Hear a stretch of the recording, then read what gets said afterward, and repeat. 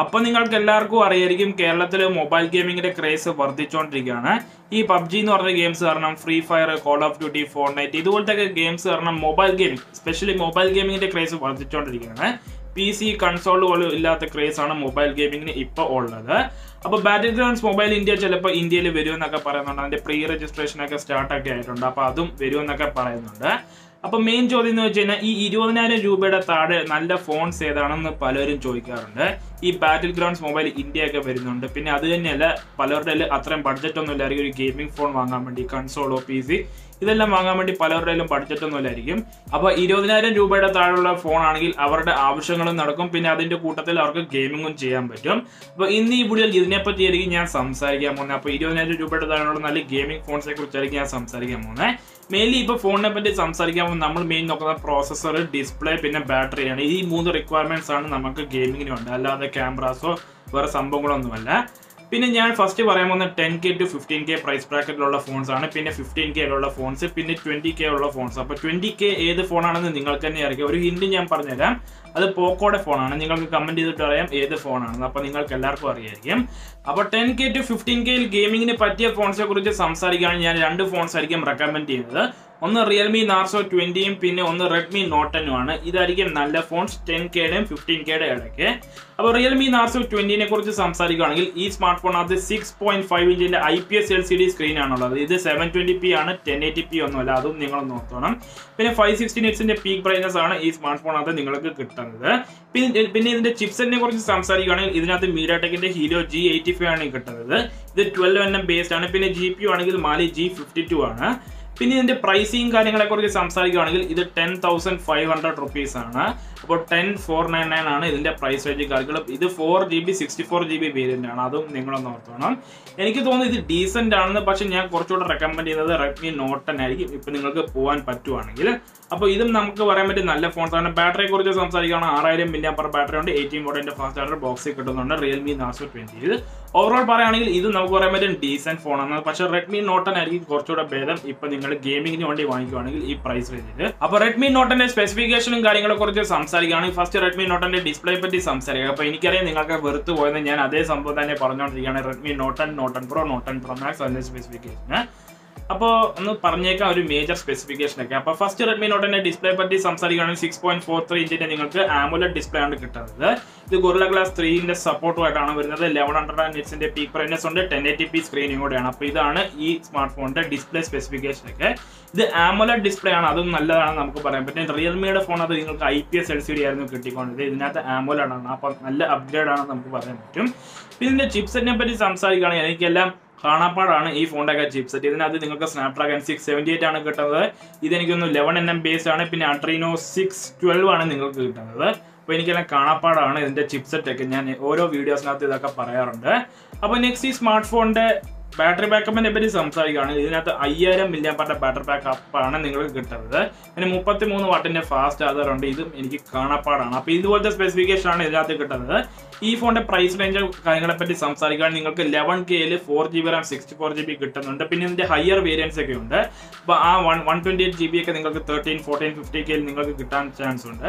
അപ്പോൾ higher variant എടുക്കാൻ നോക്കുക. ഇപ്പോൾ നിങ്ങൾക്ക് കൂടുതൽ സ്റ്റോറേജ് ഒക്കെ വേണമെങ്കിൽ ഇതും ഞാൻ പറയുന്നത് നല്ല ഫോൺ തന്നെയായിരിക്കും 10K to 15Kയുടെ ഇടയ്ക്ക് വെച്ച് നിങ്ങൾ നോക്കുകയാണെങ്കിൽ. അപ്പോൾ വേറൊരു കാര്യം കൂടെ ഞാൻ പറയാൻ വിട്ടുപോയിട്ടുണ്ട്. ഇപ്പോഴാണ് ഞാൻ ഓർത്തത്. ഈ 10K to 15K കിട്ടുന്ന ഫോൺസ് ഞാൻ നേരത്തെ പറഞ്ഞ റിയൽമി നാർസോ 20യും റെഡ്മി നോട്ട് 10 അത് നിങ്ങൾക്ക് 60 Hz കിട്ടുന്നുള്ളൂ. 120 Hz കാര്യങ്ങളൊന്നുമില്ല. അതും നിങ്ങളൊന്ന് ഓർത്തോണം. അപ്പോൾ നെക്സ്റ്റ് 15K പ്രൈസ് ബ്രാക്കറ്റിൽ കിട്ടുന്ന ഫോൺസിനെ കുറിച്ച് സംസാരിക്കുകയാണെങ്കിൽ ഞാൻ ഓൺലി 15K കുറിച്ചായിരിക്കും സംസാരിക്കാൻ പോകുന്നത്. 14Kയോ 16Kയോ 17K ഒന്നുമില്ല. അതും നിങ്ങൾ ഓർത്തോണം. 15K പ്രൈസ് ബ്രാക്കറ്റിൽ നിങ്ങൾക്ക് 2-3 ഫോൺസ് കിട്ടുന്നുണ്ട്. അതിലൊരു ഫോണാണ് പോക്കോ X3. ഇതും ഞാൻ സ്പെസിഫിക്കേഷൻ പറഞ്ഞ് എനിക്ക് മടുത്തുപോയി. അപ്പോൾ ഈ സ്മാർട്ട് ഫോൺ നമുക്ക് പറയാൻ വേണ്ടി നല്ലതാണ്. ഇപ്പോൾ നിങ്ങൾ ഗെയിമിങ്ങിന് നിങ്ങൾ വാങ്ങുവാണെങ്കിൽ PUBG ഒക്കെ നല്ലോണം ഈ സ്മാർട്ട് ഫോൺ അതും വർക്കൊക്കെ ആവും. അപ്പോൾ ഇത് 15K നിങ്ങൾക്ക് കിട്ടുന്നുണ്ട്. പോക്കോയുടെ ഫോണാണ്. പ്ലസ് ഇതിന്റെ ഡൗൺ സൈഡ് എന്ന് വെച്ച് കഴിഞ്ഞാൽ ഇതിന്റെ ബിൽഡ് ക്വാളിറ്റി നിങ്ങൾക്ക് പ്ലാസ്റ്റിക് ആണ് കിട്ടുന്നത്. ബാക്കി നമുക്ക് പറയാൻ പറ്റും സ്പെക്സ് വൈസ് എല്ലാം നല്ല തന്നെയാണ്. അപ്പോൾ ഈ സ്മാർട്ട് ഫോണിന്റെ ഡിസ്പ്ലേ പറ്റി സംസാരിക്കുകയാണെങ്കിൽ ഇതിനകത്ത് 6.67 ഇഞ്ചിന്റെ IPS LCD സ്ക്രീനാണ്. 120 Hzന്റെ റിഫ്രഷ് റേറ്റ് സ്ക്രീനും ഉണ്ട്. 120 Hzന്റെ പിന്നെ HDR10 സപ്പോർട്ട് ഉണ്ട് ഈ സ്മാർട്ട് ഫോൺ. അത് 1080p ആണ്. Gorilla Glass 5 സപ്പോർട്ട് ഉണ്ട്. 450 Hzന്റെ പീക്ക് ബ്രൈറ്റ്നസ് ആണ് ഈ സ്മാർട്ട് ഫോൺ അത് നിങ്ങൾക്ക് കിട്ടുന്നത്. പിന്നെ സ്നാപ്ഡ്രാഗൺ 732G ആണ് ഈ സ്മാർട്ട് ഫോണിന്റെ ചിപ്സെറ്റ്. പിന്നെ 8nm ബേസ്ഡ് ആണ്. Adreno 618 ആണ് GPU. Same Redmi Note 10 Pro പോലൊക്കെ തന്നെയാണ് ഇതിന്റെ GPU സ്പെസിഫിക്കേഷനും ഇതിന്റെ CPU ഒക്കെ. അപ്പോൾ നെക്സ്റ്റ് ഇതിന്റെ ബാറ്ററി ബാക്കപ്പിനെ കുറിച്ച് സംസാരിക്കുകയാണെങ്കിൽ 6000 mAh ബാറ്ററി ബാക്കപ്പ് ആണ്. 33 വാട്ടിന്റെ ഫാസ്റ്റ് ചാർജർ ബോക്സ് വരുന്നുണ്ട്. അപ്പോൾ ഇതൊക്കെ തന്നെയുള്ളായിരുന്നു പോക്കോ X3യുടെ സ്പെസിഫിക്കേഷൻ കാര്യങ്ങൾ. 15K പ്രൈസ് ബ്രാക്കറ്റിൽ എനിക്ക് തോന്നിയത് ഇതും നല്ല ഫോൺ തന്നെയാണ്. ഇപ്പൊ നമ്മൾ ഓവറോൾ നിങ്ങൾ നോക്കുകയാണെങ്കിൽ ഇതും നല്ലതാണ് ഇപ്പൊ നിങ്ങൾ ഗെയിമിങ്ങിന് ഒരു സ്മാർട്ട് ഫോൺ വാങ്ങുവാണെങ്കിൽ. അപ്പൊ നെക്സ്റ്റ് സ്മാർട്ട് ഫോണിനെ കുറിച്ച് സംസാരിക്കുകയാണെങ്കിൽ ഇത് മോട്ടറോളയുടെ G40 ഫ്യൂഷൻ ആണ്. ഇതും നമുക്ക് പറയാൻ പറ്റും നല്ല സ്മാർട്ട് ഫോൺ ആണെന്ന്. അപ്പൊ ഇതിനകത്ത് ഒരു പ്രത്യേകത എന്ന് വെച്ച് കഴിഞ്ഞാൽ ഇതിനകത്ത് സ്റ്റോക്ക് യു ആണ് കിട്ടുന്നത്. ഇപ്പൊ നിങ്ങൾ ഷോമിയുടെയോ നിങ്ങൾ പോക്കോയുടെ അല്ലെങ്കിൽ റിയൽമിയുടെ സ്മാർട്ട് ഫോൺസ് നോക്കുകയാണെങ്കിൽ അതിനകത്ത് നിങ്ങൾക്ക് കസ്റ്റം യു ആണ്. പക്ഷെ ഇതിനകത്ത് സ്റ്റോക്ക് യു ആണ് കിട്ടുന്നത്. അത് കാരണം നല്ല എക്സ്പീരിയൻസ് തന്നെയാണ്. അതുകൊണ്ടാണ് എനിക്ക് മോട്ടറോളയുടെ ഫോണൊക്കെ ഇഷ്ടം. ആ ഒരു കാരണം. അപ്പോൾ ഈ ഫോണിന്റെ ഡിസ്പ്ലേ സ്പെസിഫിക്കേഷനെ പറ്റി സംസാരിക്കുകയാണെങ്കിൽ ഈ സ്മാർട്ട് ഫോണിനകത്ത് 6.8 ഇഞ്ചിന്റെ IPS LCD സ്ക്രീൻ ആണ് കിട്ടുന്നത്. 120 ഹെർട്സിന്റെ റീഫ്രഷ് റേറ്റ് സ്ക്രീനുമായിട്ടാണ് ഈ സ്മാർട്ട് ഫോൺ വരുന്നത്. പ്ലാസ്റ്റിക് ബാക്കും കൂടെയാണ്. അതൊരു ഡൗൺ സൈഡും കൂടെയാണ് ഈ സ്മാർട്ട് ഫോണിന്റെ. പിന്നെ ഇതിന്റെ ചിപ്സെറ്റ് ആണെങ്കിൽ സ്നാപ്ഡ്രാഗൺ 732G ആണ്. സെയിം പോക്കോ X3 Pro, Redmi Note 10 Pro ഒക്കെ പോലെ. പിന്നെ 8nm ബേസ്ഡും കൂടെയാണ്. Adreno 618 ആണ് ഇതിന്റെ GPUം കാര്യങ്ങളും. പിന്നെ UFS 2.1ന്റെ സപ്പോർട്ടാണ് ഈ സ്മാർട്ട് ഫോണിനകത്ത് നിങ്ങൾക്ക് കിട്ടുന്നത്. അതും നിങ്ങളൊന്ന് ഓർത്തോണം. പിന്നെ ഇതിന്റെ ബാറ്ററി ബാക്കപ്പ് ആണെങ്കിൽ 6000 mAh ആണ്. പിന്നെ 20 വാട്ടിന്റെ ഫാസ്റ്റ് ചാർജർ ബോക്സ് വരുന്നുണ്ട്. അപ്പോൾ ഇതൊക്കെ തന്നെയാണ് മോട്ടോ G40 ഫ്യൂഷന്റെ സ്പെക്സും കാര്യങ്ങളൊക്കെ. അപ്പോൾ നിങ്ങൾ ഓർക്കുന്നുണ്ടായിരിക്കും Redmi Note 10 Pro എന്തുകൊണ്ടാണ് ഞാൻ പറയാത്തത്. അപ്പോൾ Redmi Note 10 Pro നിങ്ങൾക്ക് 15K പ്രൈസ് ബ്രാക്കറ്റിൽ നിങ്ങൾക്ക് കിട്ടുമായിരുന്നു 64GB വേരിയന്റ്. പക്ഷെ ഇപ്പൊ അത് അവൈലബിൾ അല്ല. ഇപ്പൊ 17Kയിലൊക്കെയാണ് നിങ്ങൾക്ക് Redmi Note 10 Pro കിട്ടുന്നത്. അതിന്റെ റീസൺ എന്ന് വെച്ചാൽ അവർ Redmi Note 10S ഇറക്കിയിട്ടുണ്ട്. അതാരും വാങ്ങത്തില്ല. അവർ Redmi Note 10 Pro 15Kയിൽ തന്നെ വെച്ച് കഴിഞ്ഞാൽ. അതുകൊണ്ടാണ് ഞാൻ Redmi Note 10 Pro പറയുന്നത്. അതിപ്പോ അവൈലബിൾ ഒന്നുമല്ല 15K 16K പ്രൈസ് ബ്രാക്കറ്റിൽ. അതുകൊണ്ടാണ് ഞാൻ പറയുന്നത്. അത് പണ്ട് ഞാൻ റെക്കമെൻഡ് ചെയ്തതാണ്. പക്ഷെ ഇപ്പൊ ആ ഫോണില്ല. അപ്പോൾ അതുകൊണ്ട് 15K ഞാൻ പറയുന്നത് മോട്ടോ G40 ഫ്യൂഷനും പോക്കോ X3 നല്ല ഓപ്ഷൻ ആയിരിക്കും. ഈ സ്മാർട്ട് ഫോണോട്ടും നിങ്ങൾക്ക് പോകാൻ പറ്റും. അപ്പൊ next 15K to 20K price ബ്രാക്കറ്റിനെ കുറിച്ച് സംസാരിക്കുകയാണെങ്കിൽ ഈ പ്രൈസ് റേഞ്ചിനകത്ത് നിങ്ങൾക്ക് 1, 2, 3, 4 ഫോൺസ് ആണ് നിങ്ങൾക്ക് കിട്ടുന്നത്. അപ്പൊ 4 ഫോൺസ് നിങ്ങൾക്ക് കിട്ടുന്നുണ്ട്. അപ്പൊ ഞാൻ വേഗം തന്നെ എല്ലാം പറഞ്ഞുതരാം. അപ്പോൾ ഫസ്റ്റ് ഫോണാണ് Realme 7 Pro, രണ്ടാമത്തെ ഫോണാണ് Realme 8 Pro. അപ്പോൾ നിങ്ങൾക്ക് 2 ഫോൺസും നിങ്ങൾക്ക് എടുക്കാൻ പറ്റും. നിങ്ങൾക്ക് ഏതാണ് ഇഷ്ടം ആ ഫോണിലോട്ട് നിങ്ങൾക്ക് പോകാൻ പറ്റും. ഏകദേശം എല്ലാ സ്പെസിഫിക്കേഷൻ ഒക്കെ സെയിം തന്നെയാണ് രണ്ട് സ്മാർട്ട് ഫോണിന്റെ. ഇപ്പോൾ Realme 8 Proനെ കുറിച്ച് സംസാരിക്കുകയാണെങ്കിൽ ഈ സ്മാർട്ട് ഫോണിനകത്ത് 6.4 ഇഞ്ചിന്റെ സൂപ്പർ AMOLED ഡിസ്പ്ലേ ആണ് കിട്ടുന്നത്. 1000 നിറ്റ്സിന്റെ പീക്ക് ബ്രൈറ്റ്നസ് സ്ക്രീനുമായിട്ടാണ് വരുന്നത്. Gorilla Glass 3 സപ്പോർട്ട് ഉണ്ട്. 1080p കൂടെയാണ്. ഇത് നല്ല ഡിസ്പ്ലേ ആണ്. AMOLEDും കൂടെയാണ്. പിന്നെ ഇതിന്റെ ചിപ്സെറ്റ് ആണെങ്കിൽ സ്നാപ്ഡ്രാഗൺ 720G ആണ്. 8nm ബേസ്ഡ് ആണ്. Adreno 618 സപ്പോർട്ടുമായിട്ടാണ് വരുന്നത്. പിന്നെ 4500 mAh ബാറ്ററി ബാക്കപ്പ് ആയിട്ടാണ് ഈ സ്മാർട്ട് ഫോൺ വരുന്നത്.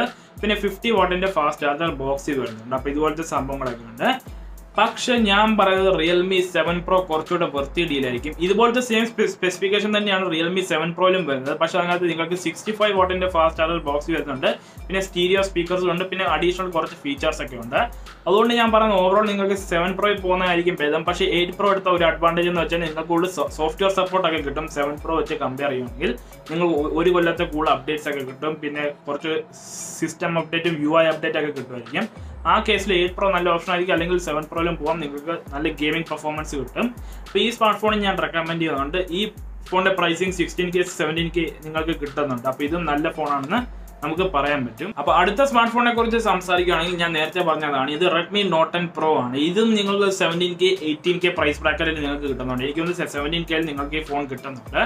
അപ്പോൾ ഞാൻ Redmi Note 10 Pro Maxനേക്കാളും റെക്കമെൻഡ് ചെയ്യുന്നത് ഈ ഫോണാണ്. Redmi Note 10 Pro Maxനകത്ത് ഇതേ ചിപ്സെറ്റ് ആണ്. അത് 20Kയുടെ ആണ്. അതിനകത്ത് കുറച്ചുകൂടെ ക്യാമറാസുകൾ ബെറ്റർ. ഓവറോൾ ഇത് എടുക്കുന്നതായിരിക്കും ഭേദം. ഇപ്പം നിങ്ങൾ ഗെയിമിംഗ് തന്നെയാണ് മെയിൻ മോട്ടീവ് എങ്കിൽ ഇതിന്റെ സ്പെസിഫിക്കേഷൻ എനിക്ക് പറഞ്ഞ് മടുത്തു. അപ്പോൾ ഈ സ്മാർട്ട് ഫോൺ അത് നിങ്ങൾക്ക് 6.43 ഇഞ്ചിന്റെ AMOLED ഡിസ്പ്ലേ ആയിരിക്കും കിട്ടുന്നത്. 120 Hz ഉണ്ട്. HDR10 സപ്പോർട്ടും കാര്യങ്ങളുണ്ട്. Gorilla Glass 3 പ്രൊട്ടക്ഷൻ എങ്ങാണ്ടുണ്ട്. ഈ സ്മാർട്ട് ഫോണകത്ത് 120 Hz ആണ്.